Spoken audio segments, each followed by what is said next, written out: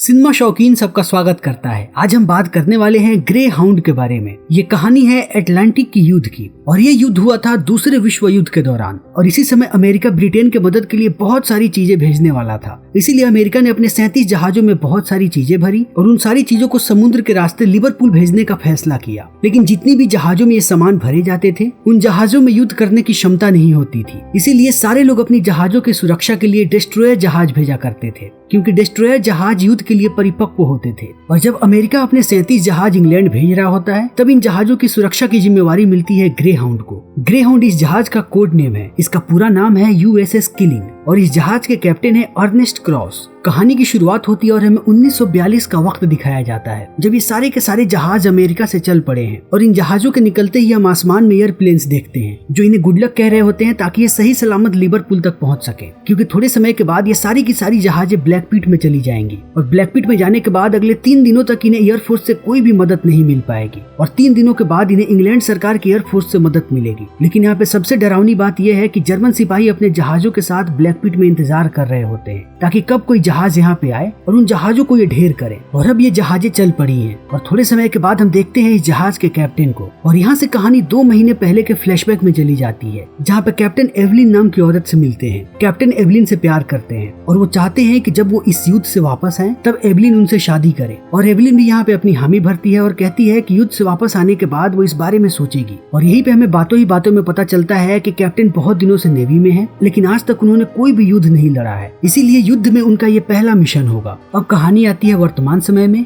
और सुबह सुबह का समय होता है और हम कैप्टन को देखते हैं और सारी चीजें ठीक चल रही होती है। तभी कैप्टन को यह खबर मिलती है कि उनके 2 जहाज भटक चुके हैं और अब सारे लोग जल्दी ही अलर्ट हो जाते हैं और कैप्टन भी काम पे लग जाते हैं और वो दूरबीन की मदद से देखने लगते हैं कि आखिर दोनों जहाज गए तो गए कहाँ। तभी थोड़ी देर के बाद इन्हें पता चलता है कि जर्मनी के यू-बोट्स को देखा गया है, यानी कि पनडुब्बी को, और अभी जर्मनी की यू-बोट्स की नजर उन्हीं दोनों जहाजों पे है और वो उसी से बच रहे हैं। और अब कैप्टन का कनेक्शन उनसे हो जाता है और कैप्टन उन दोनों जहाजों को कहते हैं कि जितनी जल्दी हो सके अपनी जगह पे वापस आओ, क्योंकि अब हम यू-बोट्स को ढूंढने के लिए निकल रहे हैं। और यहाँ से उनकी तलाश शुरू होती है उन सबमरीन को ढूंढने के लिए। और यहाँ से थोड़ी ही दूर जाने के बाद सोनार रडार पे उन्हें देखने को मिलता है कि वो सबमरीन पास में ही है, लेकिन जितनी जल्दी वो सबमरीन रडार में आती है उतनी ही जल्दी वो सबमरीन रडार से गायब हो जाती है, क्योंकि समुद्र का बहाव बहुत ही तेज होता है और क्योंकि वो सबमरीन होती है इसीलिए रडार से बहुत ही जल्दी गायब हो जाती है। और यहाँ सबसे बड़ी समस्या ये होती है कि ये सबमरीन ग्रे हाउंड की तरफ नहीं आ रही होती, बल्कि इनका असली निशाना होता है वो बाकी 37 जहाज। और ये जानते हैं कि वो बाकी 37 जहाज इन पे जल्दी हमला नहीं करेंगे क्योंकि उनके पास उतनी तकनीक नहीं है, इसीलिए वो बाकी 37 जहाजों पे हमला करना चाहते हैं ताकि वो जल्दी से डूब जाए। और ग्रे हाउंड के लिए भी सबसे बड़ा चिंता का विषय यही है कि ये सबमरीन उन बाकी 37 जहाजों तक ना पहुंचे और उन 37 जहाजों को बचाने की जिम्मेवारी ग्रे हाउंड की है। इसीलिए ये लोग उस सबमरीन को पूरी जी जान लगा करके ढूंढ रहे होते हैं। फिर बहुत देर के जद्दोजहद के बाद एक बार फिर से इन्हें वो सबमरीन नजर आती है और इस बार ये लोग इस मौके पे चूकना नहीं चाहते, इसीलिए कैप्टन कहते हैं कि अभी के अभी इन पे हमला करो और ग्रे हाउंड उन पे अंधाधुंध हमला करता है। लेकिन हमले के बाद एक बार फिर से समंदर में सन्नाटा हो जाता है और कैप्टन को लगता है कि ये लोग एक बार फिर से चूक गए और वो सबमरीन इनके हाथ से एक बार फिर से निकल गई और अब ये लोग एक बार फिर से उस सबमरीन को ढूंढने वाले होते हैं। तभी इन्हें पानी के ऊपर कुछ तेल नजर आता है और इस तेल को देखते ही वो लोग समझ जाते हैं कि उन्होंने इस सबमरीन को नष्ट कर दिया है। और अब सारे लोग बहुत ही ज्यादा खुश हो जाते हैं कि उन्होंने जर्मन के सबमरीन को नष्ट कर दिया और अब वो लोग सुरक्षित हैं। और यहाँ पे कैप्टन भी खुश होते हैं, उन्हें बाकी जहाजों से बधाइयां आती हैं। तभी कैप्टन के लिए नाश्ता आता है और ये नाश्ता यहाँ का रसोइया लेकर के आया होता है जिसका नाम होता है जॉर्ज क्लीवलैंड। और जॉर्ज ये नाश्ता दूसरी दफा लेकर के आया है क्योंकि सुबह में कैप्टन ने नाश्ता नहीं किया था क्योंकि वो नाश्ता करने ही वाले थे। तभी इन्हें जर्मन के यू-बोट्स दिख गए, लेकिन कैप्टन एक बार फिर से नाश्ता करने से इनकार कर देते हैं और कहते हैं कि इस नाश्ते की ज्यादा जरूरत लेफ्टिनेंट कोल को है। लेफ्टिनेंट कोल ग्रे हाउंड के एग्जीक्यूटिव ऑफिसर हैं और अब यहाँ के कुछ सोल्जर्स भी बधाई दे रहे होते हैं कैप्टन को, क्योंकि उन्हें पता है कि कैप्टन ने आज से पहले कोई भी युद्ध नहीं लड़ा था, लेकिन आज उन्होंने कमाल किया है और उन्होंने जर्मन सबमरीन को ढेर किया है। लेकिन ये खुशी का सिलसिला ज्यादा देर तक टिक नहीं पाता है। जल्दी ही कैप्टन को खबर मिलती है कि इनके एक जहाज पे हमला हुआ है और उस जहाज को नष्ट कर दिया गया है। और यहाँ पे कैप्टन को पता लगता है कि जर्मन्स का सिर्फ एक ही यू-बोट नहीं है समुद्र के अंदर, यानी कि जर्मन्स ने समुद्र के अंदर बहुत सारे सबमरीन छोड़ रखे हैं। इसीलिए यहाँ पे एक बार फिर सबकी चिंता बढ़ जाती है क्योंकि अब उन्हें पता है कि अब वो सुरक्षित नहीं है और अब अब जर्मन उन पे जल्दी ही हमला करने वाले हैं। इसीलिए अब ये लोग फिर से जर्मन सबमरीन्स को ढूंढना शुरू करते हैं और बीच बीच में इन्हें थोड़ी देर के लिए कुछ सबमरीन्स नजर आती हैं, लेकिन ये जैसे ही हमला करते हैं सबमरीन एक बार फिर से गायब हो जाती है और इसी तरीके से वक्त बीतते जाता है और जल्दी ही रात हो जाती है। और अब सबको पता है कि रात में सबमरीन कितनी खतरनाक हो सकती हैं। और रात में जॉर्ज एक बार फिर से खाना लेकर के आता है कैप्टन के लिए और यहाँ पे वो कैप्टन को कहता है कि आपको खाना खा लेना चाहिए, आपने सुबह से कुछ भी नहीं खाया है। और कैप्टन खाना खाने ही वाले होते हैं, तभी इन्हें पता चलता है कि फिर से सबमरीन ने हमला कर दिया है और वो एक एक करके हमारे बहुत सारे जहाजों को डुबाते जा रहे हैं। और अब तक इन लोगों ने 5 जहाजों पे टॉर्पीडो छोड़ दिया और वो पांचों के पांचों जहाज डूब चुके हैं। और ग्रेहाउंड को पता है कि अभी वो सारे के सारे सबमरीन उन 5 जहाजों के आसपास होंगे, लेकिन ग्रेहाउंड की इतनी रेंज नहीं है कि वो यहाँ से उन पे हमला कर सके। और ग्रेहाउंड उनके पास जाने की कोशिश करता है ताकि वो उन पे हमला कर सके और जल्दी ये लोग उनके पास पहुंचते हैं और इन दोनों के बीच गोलीबारी शुरू होती है। लेकिन ग्रेहाउंड उन सबमरीन का ज्यादा नुकसान नहीं कर पाते, बल्कि ये सारी जर्मन्स की चाल होती है ताकि वो इनके पास आए और ये लोग उन पे हमला करे और अपने सारे के सारे असला बारूद खत्म कर ले। तभी इन्हें रेडियो पे एक जर्मन सिपाही का संदेश मिलता है और वो कहता है कि वो बहुत ही जल्द सारे अमेरिकी जहाजों को डुबा देगा और इन सबको एक एक करके मौत के घाट उतारेगा। और फिर ये लुक्का छिपी ऐसे ही चलती जाती है और थोड़े ही समय के बाद हमें एक जर्मन जहाज देखने को मिलता है जो कि बहुत ही नजदीक होता है ग्रेहाउंड के। और वो लोग ग्रेहाउंड पे अंधाधुंध गोलियां चलाते जाते हैं और बदले में ग्रेहाउंड भी उन पे गोलियां चलाता है और अंततः ग्रेहाउंड उनके एक और सबमरीन को खत्म कर देता है। लेकिन उन्होंने भी ग्रेहाउंड पे हमला किया है और ग्रेहाउंड के भी एक हिस्से को उन्होंने तबाह कर दिया है जहाँ पे अभी भी आग लगी हुई है। लेकिन यहाँ पे सबसे बड़ी बात यह है कि ग्रेहाउंड के 3 लोग मारे गए हैं और उन 3 लोगों में जॉर्ज भी था, यानी यहाँ का रसोइया। और अब सुबह सुबह इन तीनों लोगों का अंतिम संस्कार किया जाता है और इन्हें पूरे मान सम्मान के साथ समुद्र में विसर्जित कर दिया जाता है। और ये एक बहुत ही भावुक क्षण होता है कैप्टन के लिए। जॉर्ज मरने से पहले बार बार कैप्टन को खाना खिलाने की कोशिश करता रहा, लेकिन कैप्टन ऐसी परिस्थितियों में थे कि वो खाना ना खा सके। और अब कैप्टन को इस बात का जिंदगी भर मलाल रहेगा कि उन्होंने जॉर्ज के हाथ का आखिरी खाना नहीं खाया। और अब यहाँ पे हर तरफ जंग का माहौल बना हुआ है और अब सारे लोग डरे हुए हैं क्योंकि उन्हें पता है कि कभी भी उन पे हमला हो सकता है।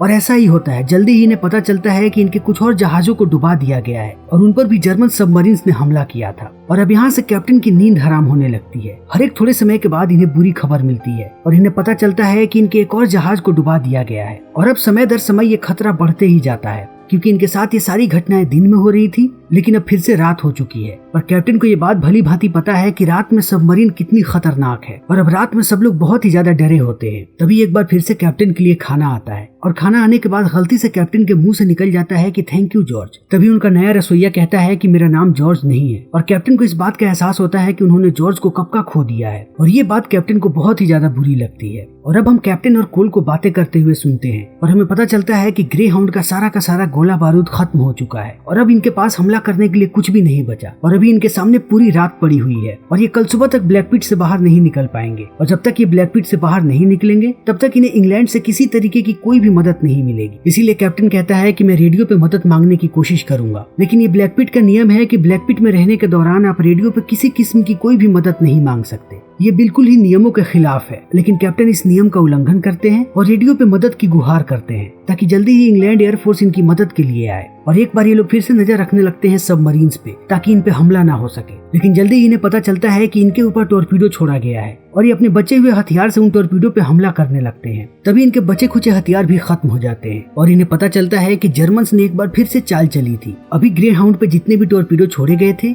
वो सारे के सारे नकली थे और जर्मन्स यही चाहते थे कि अपने बचे खुचे हथियार भी खत्म कर ले ताकि हम इन पे हमला करें। और जर्मन्स अब असली हमला करते हैं और वो इस बार सबसे खतरनाक हमला करते हैं। पहले वो एक बार में 1 टॉर्पीडो छोड़ा करते थे, लेकिन अभी वो एक बार में 2 टॉर्पीडो छोड़ रहे हैं, वो भी 2 अलग अलग दिशाओं से, ताकि बीच में ही वो ग्रेहाउंड को ढेर कर सके। और अब ग्रेहाउंड के पास कोई हथियार भी नहीं है इनका जवाब देने के लिए, इसीलिए अब ग्रेहाउंड के पास सिर्फ और सिर्फ एक ही रास्ता है कि वो इन टॉर्पीडो के रास्ते में ना आए और वो इनसे दूर भाग जाए। और कैप्टन ऐसा ही करवाते हैं। वो अपने जहाज को पूरे गति के साथ चलाते हैं और वो बताते हैं कि इन टॉर्पीडो से कैसे बचना है, क्योंकि अब थोड़ा ही समय बचा है एयरफोर्स को आने में, इसीलिए अब इन्हें थोड़े ही समय के लिए जर्मन्स को उलझा करके रखना है। और यहाँ पे ग्रेहाउंड को अपने आप को बचाने की जद्दोजहद लगी रहती है। और जब ये लोग देखते हैं कि टॉर्पीडो एकदम नजदीक आ गया है, तब हम ग्रेहाउंड को आधा पानी में झुका हुआ देखते हैं और यही एक रास्ता होता है जिनसे वो दोनों टॉर्पीडो के अटैक से बच सकते हैं। और अंततः ग्रेहाउंड इन दोनों टॉर्पीडो के अटैक से बच ही जाता है, लेकिन ये जर्मन्स मानने वाले नहीं है। ये फिर से इन पे अटैक करने की कोशिश करते हैं, लेकिन तभी यहाँ पे ब्रिटिश एयरफोर्स आ जाती है और अब ये लोग जल्दी ही सारे ब्रिटिश जहाजों की धज्जियां उड़ा देते हैं। और अब देखते ही देखते हमें सिर्फ पानी के ऊपर तेल नजर आता है, यानी कि उनके सारे सबमरीन्स को नष्ट कर दिया गया है।